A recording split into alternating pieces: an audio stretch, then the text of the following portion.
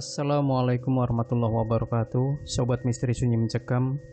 Edisi cerita misteri kali ini, ada rumah joglo peninggalan Belanda yang konon katanya angker banget, dan tidak ada warga desa yang berani mengunjungi rumah joglo tersebut karena saking angkernya. Nah, penasaran seperti apa ceritanya? Langsung saja kita simak sebuah kisah nyata yang berjudul Misteri Rumah Joglo dan Guci Tumbal. Pembonceng itu berbahaya, kata kakek teman saya suatu kali. Dulu, Belanda membonceng sekutu untuk menduduki kembali Indonesia. Maka, agresi militer yang mengerikan itu terjadi. Pembonceng yang tidak diinginkan sempat menjadi keprihatinan yang bertahan sampai sekarang di dusun kecil itu. Dusun yang dimaksud berada tidak sampai 2 km dari sebuah sungai besar. Sungai yang membelah kawasan daerah istimewa Yogyakarta dan berhulu di sebuah gunung bersaudara di Jawa Tengah. Di dusun ini ada sebuah rumah joglo yang konon dibangun di awal periode 1983 atau 1984. Tidak ada yang tahu secara pasti tanggal berdirinya. Bini sepuh dan orang tua di dusun tersebut sudah meninggal atau pindah tanpa pamit.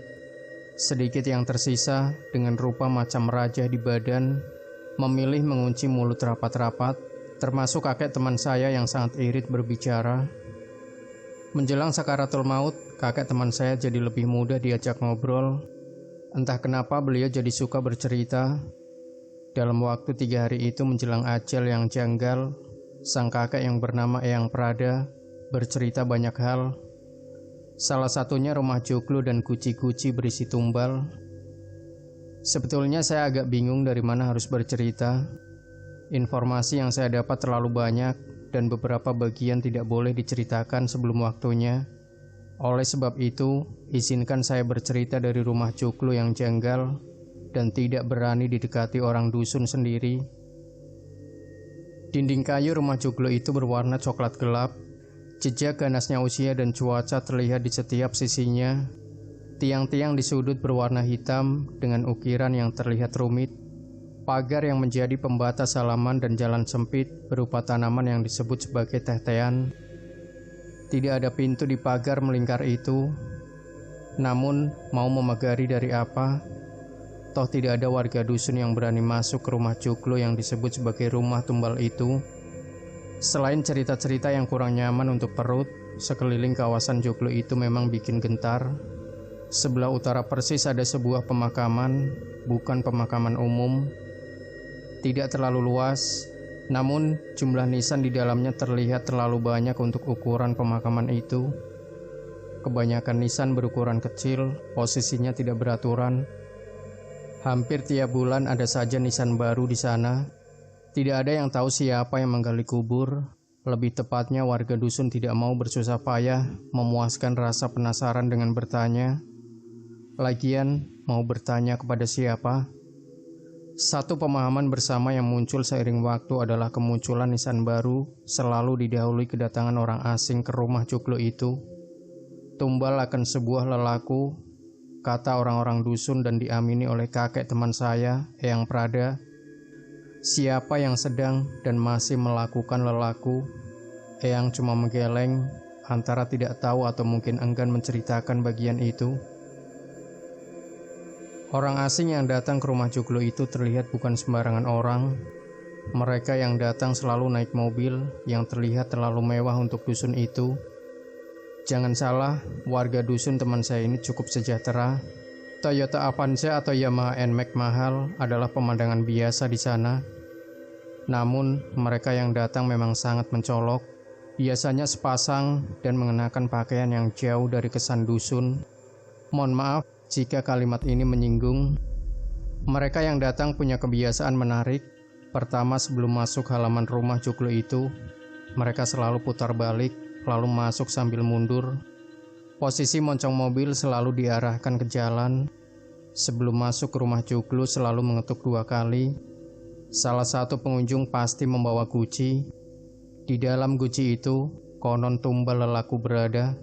Mereka tidak lama berada di dalam rumah joglo itu, tidak lebih dari 20 menit. Beberapa hari kemudian bisa dipastikan muncul nisan baru. Apakah ada yang menggali atau nisan-nisan itu cuma bertanda? Sekali lagi, tidak ada yang berani mengusik rumah Joglo dan komplek pemakaman kecil itu. Rutinitas kedatangan orang asing ke rumah Joglo itu bersamaan dengan kebiasaan membawa guci kecil. Dulu, awalnya warga dusun mengira ada orang yang tinggal di sana. Guci-guci yang dibawa mungkin berisi makanan untuk siapapun yang tinggal di sana. Namun ketika perangkat dusun berusaha mencari tahu, ada sekelompok orang yang mencegah mereka. Suatu malam di pertengahan 1984, perangkat desa dikumpulkan di balai dusun, tidak tahu siapa yang memberi arahan.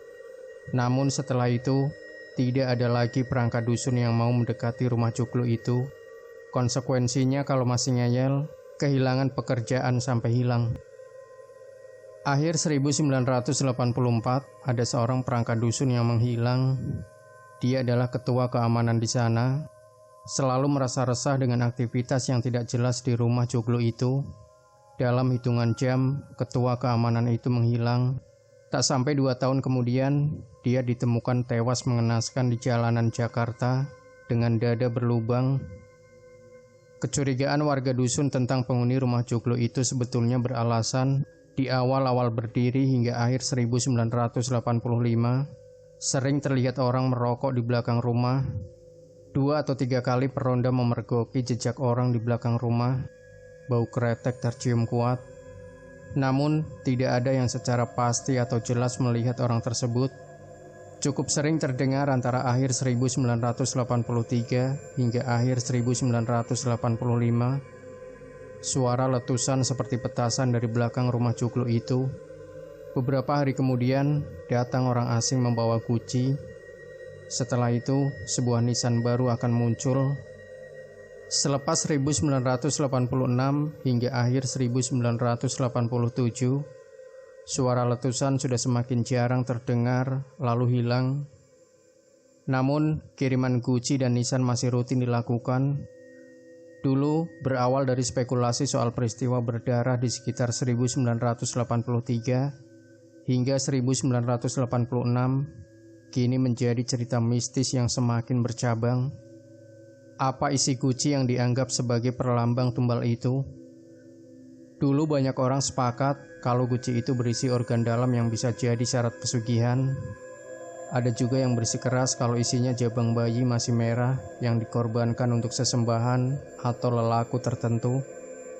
Satu hal yang pasti, cerita itu seperti dibiarkan berkembang makin liar, seperti untuk menutupi ketakutan akan sesuatu. Sialnya, di sekitar kawasan pemakaman sering terdengar suara tangis dan mohon ampun. Teman saya bahkan pernah melihat sesosok laki-laki tanpa baju, hanya mengenakan celana pendek, berdiri di belakang rumah Joglo itu. Awalnya teman saya tidak melihatnya, tapi Eyang Prada seperti sengaja menunjukkan sosok itu kepada teman saya. Ketika mata teman saya bersirobok dengan mata sosok itu, peristiwa selanjutnya terasa janggal. Tiba-tiba, sosok itu langsung membuat gerakan seperti tiarap dengan dada menempel di tanah. Setelah itu dia merangkak menjauhi rumah seperti ketakutan menuju kawasan pemakaman. Teman saya berpikir itu semacam makhluk halus, namun Eyang Prada tidak mengiyakan, tidak juga menampiknya. Pesan Eyang pendek saja, hati-hati sama apa yang kamu lihat dengan mata sendiri. Kadang itu bukan kebenaran. Jangan pernah merasa nggak punya rasa takut. Hingga Eyang Prada tutup usia beberapa minggu lalu, kalimat itu tidak pernah bisa dipahami teman saya. Setelah Eyang Prada meninggal, kebenaran terkait rumah Joglo itu makin gelap. Tidak ada yang bisa dikorek, termasuk para sesepuh dengan raja aneh di sekujur badan. Raja yang sudah semakin samar karena disetrika secara paksa. Demikian Sobat Misteri Sunyi Mencekam, jangan lupa berikan komentar Anda, like, share video ini, subscribe channel Sunyi Mencekam, dan kembali nantikan cerita-cerita misteri terbaru dari kami. Wassalamualaikum warahmatullahi wabarakatuh.